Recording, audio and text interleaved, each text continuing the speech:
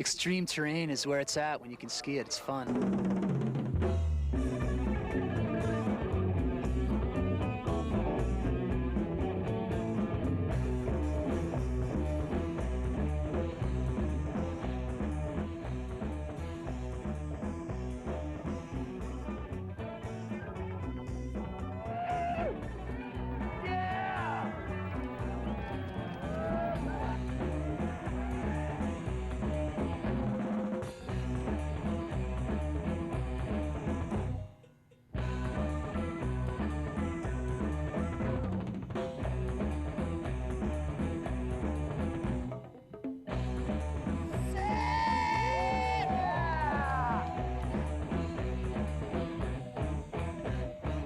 It's not as crazy and gnarly as it looks.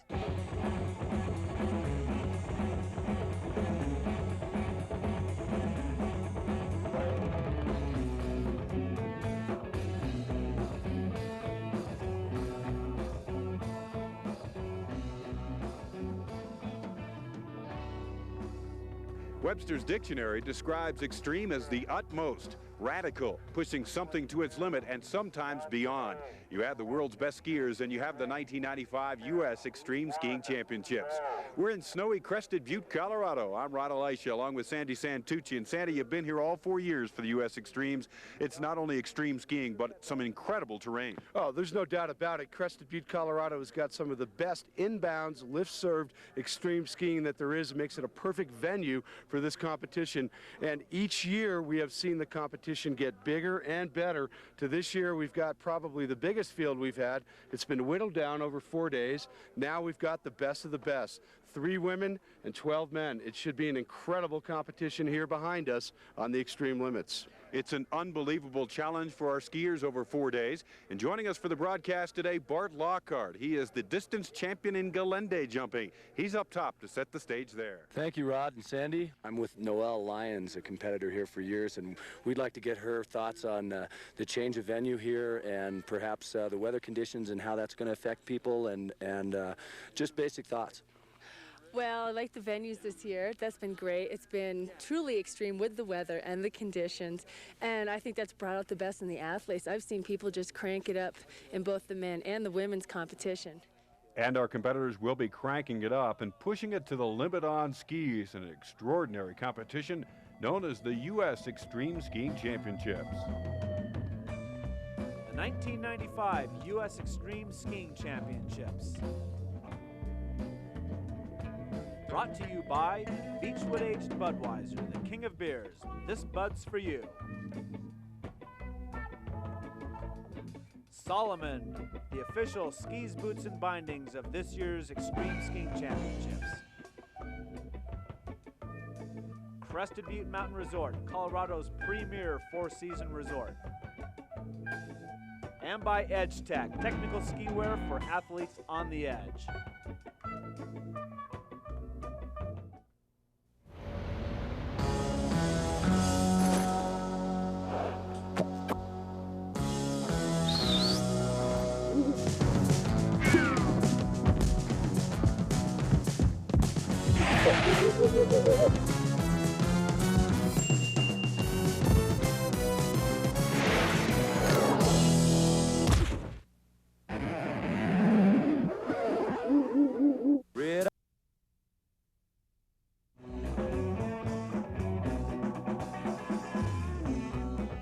Welcome back to snowy Crested Butte Mountain Resort. The crowd's assembled here at the bottom of Dead End Chutes.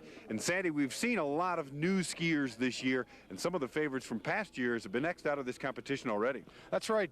2 years ago, Kent Kreitler won this event with a display of incredible speed and tenacity. That same incredible speed and tenacity cost him the finals. The other day, he took an incredible fall, and he is out of the competition.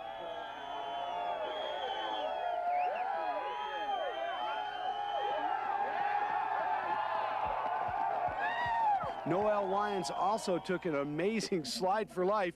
She was a world extreme women's champion. She's out of the competition. Last year's women's winner, Jill Sickles-Matlock, also X'd out of the final day. And last but not least, third place from last year in Valdez, Pete Bowers from Tahoe, did not make it into the finals either, perhaps a little disgruntled with the judging. Well, Sandy, the judges are only human. They've worked very hard to come up with an exact criteria. Here's head judge John Pavillard. The judges met many times. We beat the judging criteria to death, and now we work on it, what we want to reward, what we don't want to reward. It was a consensus then we'll not reward big air, crazy air, so we pay really, we pay attention to that. So today, if you look at this beautiful cliff we have here, we had few skiers who skied it very well, in control from top, bottom, and they really handle those rocks, and it was great. Few people missed a turn and had no option to get out of the cliff by taking big air, and that was not rewarded today, and it was not rewarded yesterday, and I hope the trend will continue in that direction. Well, even if the judges don't reward huge air, the crowds seem to love it, and they often show their appreciation. Here is a prime example of what the judges are looking for. Solid form or ski technique, fluidity or rhythm in the turns, no stopping, a continuous aggressive line down the mountain, a high degree of difficulty, and supreme control. Here's how they lay it out. Aggressiveness, form and technique, fluidity, degree of difficulty, and control. Okay, first category is aggressiveness, how steep, how much energy each skier is putting in. Second is form and technique, how well do you ski? You know, it goes from keeping your ski together and using your poles, and so third is the fluidity, how do you link each line, how do you move towards the goal, and then we have the difficulty of line, and that's a pretty important one, you know, because this one ties with everything else. If you choose an easy line, it's much easier to be in control. And the last one is control, the overall control. You stay in control, you lose control, and here it's a very important one today, with such a long run. People are really getting tired at the end, and it's much harder for them to stay in control. From extreme skiing on the head wall to cruiser runs down below, Crested Butte Mountain Resort has something for every skier. With well over 500 inches of snow every winter, this quaint Victorian town offers a lot for a lot of skiers. But it's not just the winter time that brings folks to Crested Butte. In the summer, they trade their skis for mountain bikes, to tour the wildflowers, and to get into the backcountry and up the mountain via the lift for a swift ride down. After all, Crested Butte is considered the fat tire bike capital of Colorado. For those that enjoy a more traditional ride, there's horseback riding through the open meadows and pristine valleys surrounding Crested Butte, Colorado. And there's golf as well. The ball flies some 15% farther here than it does at sea level. There's beautiful mountain scenery, open meadows, and wonderful, crisp Colorado air. Above it all, Crested Butte, Colorado. We'll be back with more extreme skiing in a moment.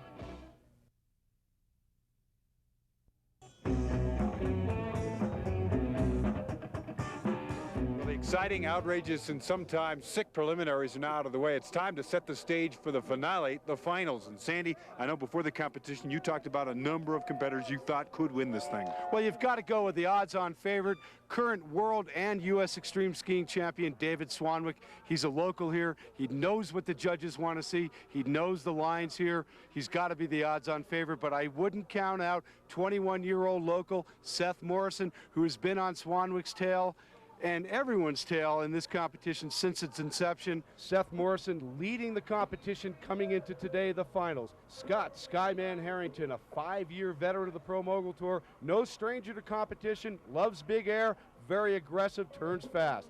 Another Pro Mogul Tour veteran, Shane McConkey, out of Squaw Valley, just won the South American Extremes. He's very hot right now, should do very well. Anton Rochelle, a European competitor from Chamonix, France, was driving by Crested Butte, decided he would enter. And then last but not least, Dean Cummings. He's a stunt skier. He's no stranger to the cameras, no strangers to the crowds. He loves this kind of terrain. He does great up in Alaska. He is going to also be a dominating force here. For the women, I've got to look at perennial favorite Kim Reichhelm. She has come in second place here every time she's competed. She wants this event badly. This is her home turf. She really wants it bad. Kim is going to be going all out in the final competition, but you've got to watch for Allison Gannett. She is a local here as well. She's come on to this sport strong. She's really been training hard. She trains a lot with David Swanwick. They're together, boyfriend, girlfriend. They spend a lot of time on this mountain together. I think Allison is the one to watch here, and I think Kim is going to be looking out for her. But let's not forget Kasia Rigby, the only competitor, man or woman, on 3-pins or telemark skis. She's a very strong skier. Again, a Crested Butte local. She knows the mountain. The crowds love Kasia. I think she's going to be right up there as well. Well, it's time to figure out who's the best of the best on the challenge here at Crested Butte. Let's go up top now for our finals. This is Bart Lockhart at the top of the U.S. Extreme Skiing Championships again, and we're experiencing a weather delay. We're behind by about an hour right now due to the snowfall and the fog conditions. They're expecting 2 to 4 inches today, and again 2 to 4 tonight, and right now we'd be off, except the judges cannot see the competitors. So we're going to wait and see what happens up here, and let's go down to the bottom. Thanks, Bart, and here's our start order for the men's finals. It'll be Dean Cummings leading things off, followed by the Frenchman Antoine Rochelle, and the reigning world champion Dave Swanwick, followed by Todd Swim, Scott Skyman Harrington, Dave Bluestein, our current leader Seth Morrison, and Shane McConkey. Well, the weather is cleared and the judges can see, and we are ready to go. Our first competitor, Dean Cummings from Los Alamos, New Mexico. Rod, you couldn't ask for a better competitor to get things rocking and rolling here on the final day. Dean Cummings will not hold back. He will be very aggressive. He's going to be going all out. Said right before this final run that he's really going to rip this one. He's going to show these guys what extreme skiing's all about. Said he's been holding back because he's not adjusted to the altitude here at Crested Butte, but he's ready now. And that was a great attempt at some big air. Had he landed it, he would have scored well in all categories. Fluidity, control, and difficulty of line. That touchback is going to hurt him. Well, now he's coming into the real steep section. This is known as dead end chutes, and it is extremely steep, Sandy. Big jump turns here is the fair because they've got to just get into these pillows. I mean, you have no idea unless you're there how steep this actually is. The front camera view right here shows you a little bit more. Each jump turn 7, 8, 10 feet. It's unbelievable skiing in there. Nice fluidity down at the bottom. Dean Cummings from Los Alamos, New Mexico, 231.92. Back up top for Antoine Rochelle from La Clusaz, France, and the Frenchman is invading the American territory. Rod, we should see a little bit of a different technique from the French skiers. They have a more of a sit-back technique. It was perfected in Chamonix, Argentière, Grand Monte. That's where they say extreme skiing had its birth. And you notice his axis just a little bit farther back, but of course this is some deep powdery snow. Some big GS turns through the flat middle section for Antoine Rochelle. Again, we mentioned that this is a very long run. The skiers coming into the dead end chutes here are pretty tired. They got to really be on top of their skis. They got to know what they want to do. This is where a mistake could cost you big time, and I don't mean just points. Good stamina, excellent turns down through the lower section. But it looks like the degree of difficulty or the difficult line is not going to go with Antoine today. He's going to traverse out, make some powder turns to the bottom. And that traverse out, those flailing arms, that's all going to hurt him. As you see the score, 208.80. A valiant effort for the Frenchman, but not good enough. Back up top for the guy that everyone's been waiting for, Dave Swanwick, the reigning U.S. and World Extreme Skiing Champion. Sandy, let's break down his style and technique just a little bit. Well, Rod, he's a ski patrolman here at Crested Butte. He knows the mountain very well. He also knows that he's got to ski very consistent. Because he's the reigning champion, everybody's going to be watching Dave. Right now, he looks a little tired up in there. He's skiing in some deep snow. He's got to hang in there. You know, he's not skiing the strong David Swanwick that we've seen in the past as he heads into the bottom section here of dead-end chutes. Couple hundred feet of vertical still in front of him, and you can see he is getting fatigued. And this is where you don't want to make a mistake. A mistake here, and you're cartwheeling down to the bottom through the finish line, and that's definitely not going to do well for the judges. but he's setting himself up in a very, very difficult section of the dead end chutes here. A few more turns and he's into the finish, but he opts to ski it out straight into this heavy snow. He tumbles through the finish line. Not good. Still more to come. They're waxing up for some more runs here in the finals. We'll be right back. Crunch, an awesome collection of the best crashes, crumbles, bumps, falls, and spins in all of your favorite outdoor sports. Call 1-800-721-6120 to order your very own copy of Crunch. Oh yeah, you'll get to see the most awesome ski crash ever filmed. That's 1-800-721-6120. 1-800-721-6120 for Crunch.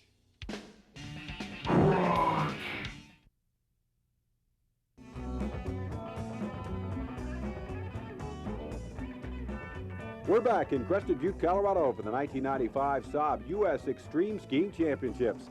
The ladies up top stretching it out and trying to stay loose and warm while the first half of the men's field gives it a go. That's Allison Gannett. She's our current leader, and she's been focused and error-free all week. Here's the setup for the women's finale. It'll be Allison Gannett leading off, followed by Kasha Rigby and then Kim Reichhelm. Rod, focused is the word for Allison. She has been so intense all week. In fact, all year her training has been leading up to right here, this moment. She knows what she has to do. Ski the most difficult line, in control, lots of fluidity, lots of turns. Let's see how she does. She was on the walkie-talkie with Swanee a little while earlier, and he told her take the same line and flash it. Rod, so far I think Allison is doing well in all categories. She's a little conservative in the difficulty category, but who knows what's going to happen here. The bottom of the course could be a factor for her. She's in these trees. She's still strong. She's got a unique line, but it's not that difficult of a line. It could hurt her. 202.29 for Allison Gannett. The big question, is it enough with two competitors still to go? I'm a little tired today, but I feel really good, but I'm just kind of taking it easy. It's a powder day today, and I would be happy if I stayed in third. Of course, I'd be happy to be a higher position, but I kind of have accepted that as my perhaps final position of the day, knowing that I don't want to ski the gnarliest stuff. I want to have a nice, clean, groomer, powder kind of run, so... A fun-loving free spirit, that's Kasha Rigby from right here in Crested Butte, Colorado, the only three-pinner to make it into the finals. And they say if you free the heel, the mind will follow. She's got a great attitude. She also skis very, very well on the telemark skis. Her technique is flawless. She's very strong, very confident. She will do well in all the categories, except she's not choosing a difficult line. With that score, a lock on third place for Kasha Rigby from Crested Butte, Colorado.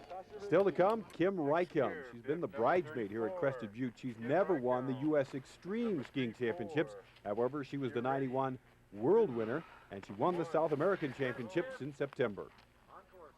She really wants this event. She's been training very hard. Her attitude is incredible this year. She's just going out. She's carefree. She's putting a lot of training in, and she's skiing very aggressive, and she's choosing a very difficult line here as she's heading into the dead-end chutes. We haven't seen any of the other women, Rod, go into this section.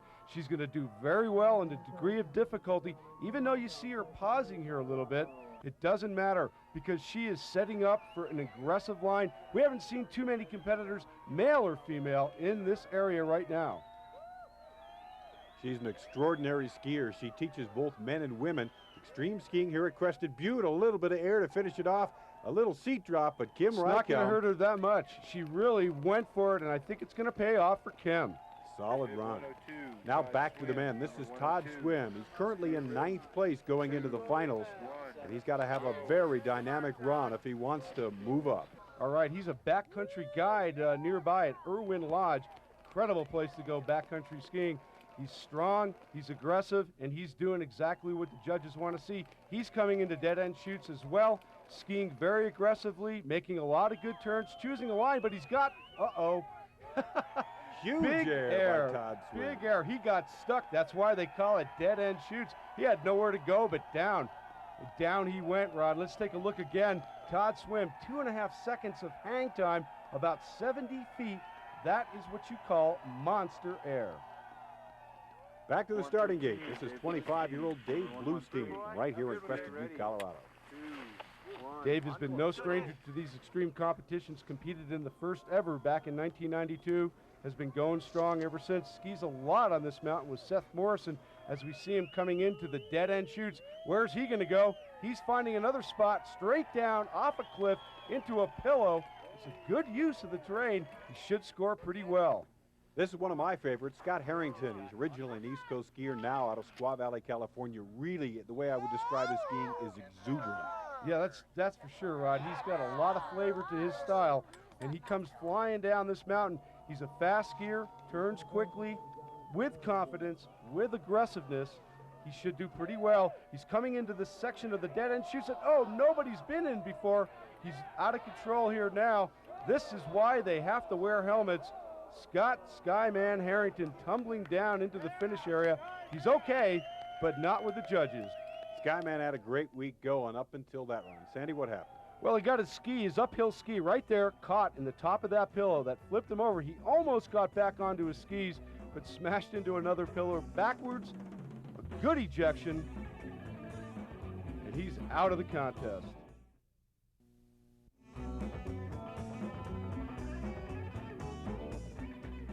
Like birds of a feather, they flock together, and the best of the best are here at Crested Butte, Colorado for the Saab U.S. Extreme Skiing Championships. And this is one of the best skiers you'll ever see anywhere, Seth Morrison.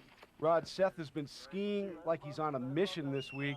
He's very concentrated. He knows exactly what he's got to do. He's been picking very unique lines that some of the other competitors haven't been even close to. Here you see him coming down way skiers left. We have no idea what's in store for him over there. Well, he's getting into the trees, some deep snow in there, but it's still steep and it's still gnarly. This could help him or it could hurt him. We'll have to see. This is going to be critical right in here as he's using these pillows to stop his fall to start his next turn. But now he's creating his own way down, straight down. Real exciting. Seth Morrison, 239.32. The crowd loves it. The crowds really love it, but I don't know how the judges are going to look at this as we go back up top to Shane McConkey. Well, you see the graphic right there. He's the 94 South American Extreme Skiing Champion, and he could be poised to win his second straight Extreme Skiing Championship here at Crested Butte. Well, it's no doubt. He knows he has to ski very aggressively. This is his last attempt on this run today. He's got to go all out, and he is going all out. He's got a very aggressive line going so far. Remember, the judges are just below him at the midpoint section right here. 3 judges watching this upper section. Another nice air with a hip check smear. Got him back on the skis very well as he enters into the top dead-end chutes. He's not as far skier left as Seth Morrison was, but let's see where this takes him. This is very critical right now for McConkey. He's right on the top where Todd Swim launched that massive air. He's opting to ski through it, which is a good decision, I think. A brilliant run for Shane McConkey. The big question remains, Sandy, is it enough to overtake Seth Morrison? Well, I still don't know if it is or not because it was such a touch-and-go situation for Seth. He tried to go way far skiers left. He got points by going into that area. Then again, he didn't really have it controlled out, but who knows? Well, the judges have scored at Shane McConkey, the 1995 U.S. Extreme Skiing Champion. Seth Morrison finishes second, last year's champion, and defending world champion Dave Swanwick third. For the women, Kim Reichhelm finally sheds the bridesmaid role and wins it all here in Crested Butte. Well, that puts a wrap on the 1995 U.S. Extreme Skiing Championships from here at Crested Butte Mountain Resort. And Sandy, once again, it was an outrageous week of skiing. Just as expected, Rod. The competition is getting stronger. The events are getting bigger and better each year. I can't wait till next year. Well, it was fabulous snow, outrageous turns, radical air, and all kinds of great skiing here at Crested Butte Mountain Resort. We'll see you next time for the 1996 championships. Until then, so long, everybody. This was the 1995 U.S. Extreme Skiing Championships. Brought to you by Beechwood-aged Budweiser, the king of beers. This Bud's for you. Solomon Skis, Boots, and Bindings, the official gear for the U.S. Extremes. Swanee Gloves, extreme gloves for extreme conditions. And by Edge Tech, technical ski clothing for athletes on the edge. This has been a presentation of JSP Sports.